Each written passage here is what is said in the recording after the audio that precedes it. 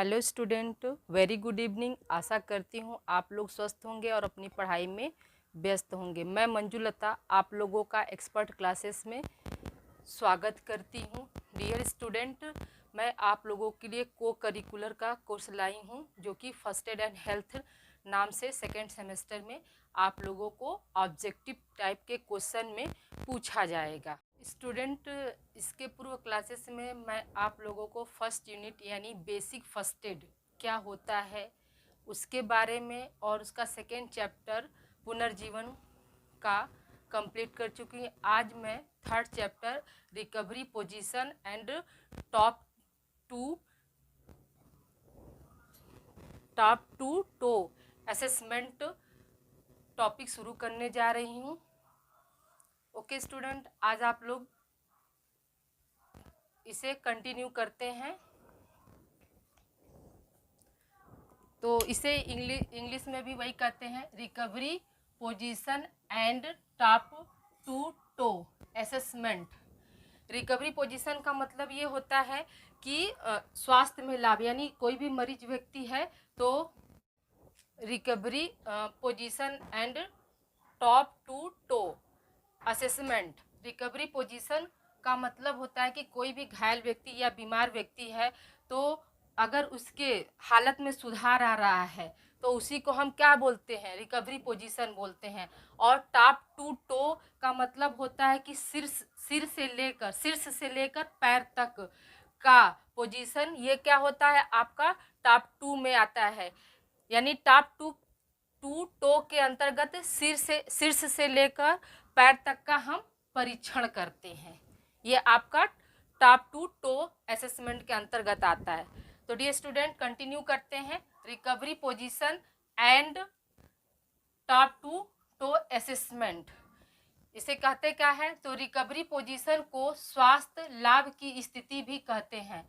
आपका क्वेश्चन ऐसे बन सकता है स्टूडेंट कि रिकवरी पोजीशन को किस नाम से जाना जाता है या उसका क्या अर्थ होता है, तो क्या बताएंगे? उसका अर्थ होता है स्वास्थ्य लाभ। ये इम्पोर्टेंट है। इसमें घायल व्यक्ति को आराम देने वाली एक स्थिति होती है, वह है लेटने की स्थिति, यानी लेटाने की स्थिति, यानी उसका कैसा पोजीशन, उसे किस पोजीशन में लेटाया जाए कि वह व्यक्ति जो है जल्दी से जल्दी रिकवर कर सके और उसका प्राथमिक उपचार एक प्राथमिक चिकित्सक शुरू कर सके। नेक्स्ट है आपका टॉप टू टो असेसमेंट, यानी शीर्ष से पैर तक का परीक्षण। जब हम उसको मतलब एक स्थिति में लेटा देते हैं तब उसके बाद हम क्या करते हैं, तो आप नेक्स्ट है आपका टॉप टू टो असेसमेंट, यानी किसी भी संकटकालीन स्थिति में प्राथमिक उपचारकर्ता के द्वारा प्राथमिक उपचार करने से पूर्व घायल व्यक्ति का सिर से लेकर पैर की उंगलियों तक पूर्ण परीक्षण किया जाता है, जिसे हम क्या कहते हैं, टॉप टू टो असेसमेंट या शीर्ष से पैर तक का परीक्षण कहते हैं। यानी किसी भी घायल व्यक्ति को हम मतलब संकटकालीन की स्थिति में अगर प्राथमिक चिकित्सक जो है उसे मतलब लेटा देता है, यानी उसके सिर और पैर का पोजीशन देखकर उसे लेटा देता है, उसे ही हम क्या बोलते हैं, आपका टॉप टू असेसमेंट बोलते हैं। अगला है आपका, इसी को मैंने कंटिन्यू किया है कि रिकवरी पोजीशन की प्रक्रिया हम कैसे देते हैं या कौन कौन से पॉइंट्स उसमें ऐड होते हैं जो रिकवरी पोजीशन में लाए जाते हैं। तो रिकवरी पोजीशन में लाने की प्रक्रिया यानी putting into the recovery position. तो इसमें फर्स्ट पॉइंट है, अगर व्यक्ति पहले से फर्श पर नहीं लेटा है तो उसे सावधानी पूर्वक फर्श पर लेटा दें। नेक्स्ट पॉइंट है, एक तरफ घुटने टेक कर बैठ जाएं, सुनिश्चित करें कि उसके पैर खुले हों, फैले हों, ये देखना चाहिए। फिर नेक्स्ट पॉइंट है आपका, व्यक्ति के दूसरे हाथ को छाती पर रखें तथा इस हाथ के पिछले हिस्से को पकड़कर उसके गाल के पास ले जाएं। हम कभी कभी देखते हैं ना कि उसको घायल व्यक्ति का पोजीशन देखते हैं कि कैसे उसको रखना चाहिए। अगर वो पहला मैंने जैसे बताया कि अगर वो फर्श पर नहीं लेटा तो उसे हम सावधानी पूर्वक फर्श पर क्या करेंगे, उसको लेटा देंगे। फिर उसके बाद क्या देंगे, उसको मतलब टेक लगा कर बैठने और सुनिश्चित करते हैं कि उसके पैर खुले हों या फैले हों, और पैर की जो उंगलियां हों वो भी क्या हों, आपकी खुली होनी चाहिए। ये है आपका किस में आएगा, रिकवरी पोजीशन में आएगा। और दूसरा नेक्स्ट पॉइंट हमने बताया कि व्यक्ति के दूसरे हाथ को छाती पर रखें। हाँ, यानी एक हाथ को उसके छाती पर रखना चाहिए और पिछले हिस्से को पकड़कर उसके गाल के पास ले जाएं। ठीक है। नेक्स्ट पॉइंट है आपका अपने दूसरे हाथ से, यानी जो प्राथमिक चिकित्सक है अपने दूसरे हाथ से व्यक्ति के दूसरी तरफ के पैर को घुटने के नीचे से पकड़े तथा पैर को ऊपर उठाए, लेकिन पैर जमीन पर ही टिका रहने दे। यानी जो प्राथमिक चिकित्सा है वह क्या करे, व्यक्ति को दूसरे तरफ के पैर को, मतलब उसके पैर को नीचे से पकड़कर उसको ऊपर से उठाए, एक पोजीशन देना पड़ता है। लेकिन इसका ध्यान रखना चाहिए कि वह व्यक्ति का जो पैर हो, यानी जो घायल व्यक्ति का पैर है वो क्या होना चाहिए, जमीन से सटा रहना चाहिए या जमीन पर ही टिका रहना चाहिए, जमीन से ऊपर हमें नहीं उठाना चाहिए। आगे नेक्स्ट पॉइंट है स्टूडेंट, उठे हुए पैर को अपनी ओर खींचें।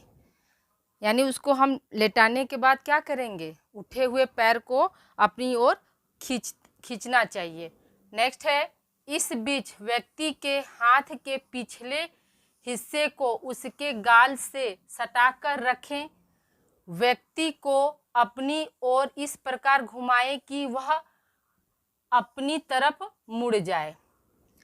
ठीक है स्टूडेंट, जब हम उसके पैर को अपनी ओर खींच लेते हैं तो उसके बाद क्या करते हैं, इसी बीच मतलब उसी दौरान क्या करना चाहिए, व्यक्ति के हाथ के पिछले हिस्से को उसके गाल से सटा कर रखें और व्यक्ति को क्या करना चाहिए, आप इस प्रकार घुमाएं कि वह अपनी तरफ मुड़ जाए, यानी स्वयं से वो क्या करे, अपनी तरफ मुड़ जाए। नेक्स्ट पॉइंट है आपका, व्यक्ति के पैर को इस तरह रखें कि उसका कुल्हा और घुटना समकोण पर हो। ये पॉइंट आपका इम्पॉर्टेंट है स्टूडेंट, एग्जाम में पूछा जा सकता है फिल इन द ब्लैंक्स के रूप में कि व्यक्ति के पैर को इस तरह रखें कि उसका कुल्हा और घुटना पर हो जाए। तो किस कोण पर हो जाए, तो उसमें देगा समकोण, न्यून कोण, ऐसे ऐसे कोण का नाम दे देगा। तो आपको क्या उसमें भरना होगा, आपको समकोण पर भरना होगा या समकोण ऑप्शन पर टिक लगाना पड़ेगा।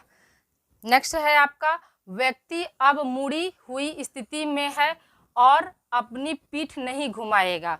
यानी जब वो समकोण की स्थिति में आ जाएगा, जब उसका समकोण बन जाएगा तो अब उस समय क्या हो जाएगा, व्यक्ति मुड़ी हुई स्थिति में हो जाता है और अपनी पीठ को वह नहीं घुमा पाएगा।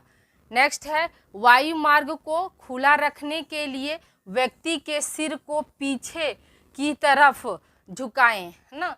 ये आपको हमने कल ही बताया था कि वायु मार्ग को खुला रखने के लिए व्यक्ति के सिर को आगे झुकाना चाहिए या पीछे झुकाना चाहिए। तो कल मैंने आपको बताया था कि व्यक्ति को वायु मार्ग खुला रखने के लिए क्या करना चाहिए, व्यक्ति के सिर को पीछे की ओर थोड़ा सा झुका कर रखना चाहिए।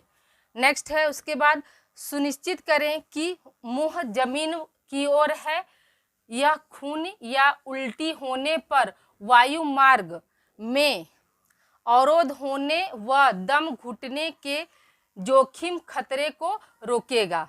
यानी जैसे ही अगर हम उसको थोड़ा सा उस व्यक्ति के सिर को थोड़ा सा पीछे की तरफ अगर झुका कर रखते हैं, तब हम क्या करते, सुनिश्चित करते हैं कि उसका जो फेस है वो क्या है, जमीन की ओर है। और अगर उस खून या उल्टी होने पर जो वायु मार्ग में अवरोध नहीं हो पाएगा या दम घुटने जैसी जोखिम यानी खतरा जो है वो उसको क्या करेगा, वो रोकेगा। यानी सिर जब हम थोड़ा सा पीछे की तरफ अगर झुका कर रखते हैं तब ये सब प्रॉब्लम जो है नहीं हो पाएगी, यानी खून या उल्टी नहीं हो पाएगी। ठीक है, अगला पॉइंट है, अगर होती भी है तो भी वो क्या करेगा, वो आपको उस खतरे को बढ़ने के बजाय क्या करेगा, उसको कम करेगा, रोकेगा। नेक्स्ट है आपका, स्थिति में घायल को अकेला न छोड़े, है ना। ऐसी स्थिति में अगर वो व्यक्ति घायल स्थिति में है तो उसे क्या करना चाहिए, अकेला नहीं छोड़ना चाहिए। उसकी स्थिति का अवलोकन एवं सांसों का निरीक्षण या निगरानी करते रहें। क्यों, क्योंकि अगर हम उसकी स्थिति का अवलोकन करेंगे तभी तो बता पाएंगे कि हाँ वो किस स्तर से घायल है और उसको किस उपचार की आवश्यकता है। और उसकी सांसों की निगरानी करने का मतलब है कि उसकी सांसें चल रही हैं कि नहीं चल रही हैं। तब हम सांस को देखते रहेंगे, तभी तो उस व्यक्ति को क्या करेंगे। अगर सांस रुकती है तो हम तुरंत क्या कर सकते हैं, सीपीआर प्रक्रिया जो है उसको स्टार्ट कर सकते हैं, यानी पुनर्जीवन वाली जो प्रक्रिया सीपीआर है उसको हम दे सकते हैं। तो नेक्स्ट पॉइंट इसी के बाद क्या आएगा कि अगर व्यक्ति की सांसें रुक जाए तो तुरंत क्या सीपीआर शुरू करें। डियर स्टूडेंट, आज आप लोग पढ़ें कि रिकवरी पोजीशन की प्रक्रिया में कितने चरण आए, कितने स्टेप में ये प्रक्रिया होती थी। ये सारे स्टेप थे आपके रिकवरी प्रक्रिया में। आगे अभी आप लोगों को टॉप टू टो असेसमेंट प्रक्रिया के बारे में हम बता रहे हैं। ओके स्टूडेंट, आगे कंटिन्यू करते हैं।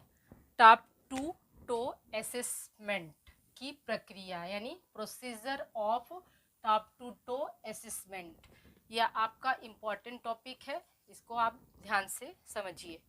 पहला पॉइंट है इसमें, इसके अंतर्गत यानी यह प्रक्रिया का फर्स्ट स्टेप क्या होता है, तो टॉप टू टो असेसमेंट करते समय व्यक्ति को जितना कम हो सके हिलाना चाहिए। यानी आपको इस टॉप टू टो असेसमेंट की प्रक्रिया में क्या करना चाहिए, व्यक्ति को जितना कम हो हिलाना चाहिए। क्यों, अगर ज़्यादा हिलाएंगे तो अब क्या होगी, व्यक्ति को दिक्कतें बढ़ सकती हैं। नेक्स्ट है आपका, सबसे पहले चेतना, सांस व नाड़ी की जांच करनी चाहिए। यानी कहने का मतलब है कि ये हमें देखना चाहिए या प्राथमिक चिकित्सक को देखना चाहिए कि उसकी चेतना माने वह होश में है कि नहीं है, उसकी सांसें चल रही हैं कि नहीं चल रही हैं, उसकी नाड़ी यानी पल्स रेट चल रहा है कि नहीं चल रहा है, ये सब की क्या करना चाहिए, जांच करना चाहिए। नेक्स्ट पॉइंट है, उसके पश्चात आँख व रक्तस्राव का आकलन करना चाहिए। यानी ये सब जांच करने के बाद क्या करना चाहिए, हमें आँख और रक्तस्राव का आकलन करना चाहिए।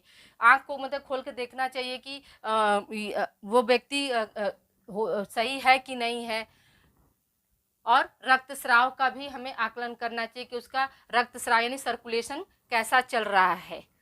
नेक्स्ट है आपका, तत्पश्चात मुंह, कान, छाती, हाथ, पैर, पेट आदि के लिए सिर से पैरों की ओर आकलन करना चाहिए। यानी कि जब हम उसका ये सांस, नाड़ी ये सब का जांच कर लेते हैं, आँख भी देख लेते हैं, रक्तस्राव भी देख लेते हैं, तब उसके बाद क्या करना चाहिए, तब हमें आँख, कान, छाती, हाथ, पैर ये सब का आकलन करना चाहिए कि मतलब उसको चोट लगी है तो कहाँ लगी है। नेक्स्ट है आपका, घायल के शरीर की एक तरफ की तुलना शरीर के दूसरे हिस्से से करें। कोई भी घायल व्यक्ति है तो सर्वप्रथम हमें क्या करना चाहिए, उसे देखना चाहिए कि उसको चोट किस पोजीशन पर लगा है, कि लेफ्ट साइड में लगा है कि राइट साइड में लगा है। जब हम ये सब देख लेंगे तभी तो हम प्राथमिक चिकित्सा उसका कर सकते हैं। तो इसीलिए इसका टॉप टू टो के अंतर्गत फिफ्थ पॉइंट क्या है कि शरीर के एक तरफ की तुलना क्या उन्हें शरीर के दूसरे हिस्से से करनी चाहिए। नेक्स्ट है, उन सभी यानी ये सभी जो पांचों लक्षण हैं, यहाँ तक के लक्षण, जैसे लक्षण को देखने के बाद जैसे सूजन या चोट आदि का पता लगाए जिसके लिए प्राथमिक चिकित्सा या प्राथमिक उपचार की आवश्यकता हो। जैसे अगर कोई भी व्यक्ति घायल है और उसके सर पर चोट लगी है तो हम ये देखेंगे कि हाँ उसके सर पर चोट लगी, तभी तो हम उसको प्राथमिक चिकित्सा दे सकते हैं। अगर नहीं देख पाएंगे या किस पार्ट में उसको स्वेलिंग है, जैसे हाथ में स्वेलिंग है कि पैर में स्वेलिंग है, तो ये सब क्या करते हैं, ये सब हम पता लगाने के बाद ही उसका प्राथमिक उपचार करते हैं। आशा करती हूँ स्टूडेंट आज का क्लास आप लोगों को पसंद आया होगा। तो प्लीज़ कमेंट बॉक्स में कमेंट करके बताना न भूलिए, और अधिक से अधिक मेरे क्लास को आप अपने साथियों में शेयर करिए ताकि उन्हें भी को करिकुलम से संबंधित समस्याओं से छुटकारा मिल सके, वो भी इजी से इजी भाषा में को करिकुलर यानी first aid and health topic को समझ सकें और अपने एग्ज़ाम में सारे क्वेश्चन को वो आसानी से कर सके। तो please like and subscribe my channel expert classes bye Manju ma'am. Okay student, अपना ख्याल रखिएगा। कल मैं इस टॉपिक से रिलेटेड कुछ इंपॉर्टेंट क्वेश्चन आप लोगों को कराऊंगी, तो प्लीज़ राइट डाउन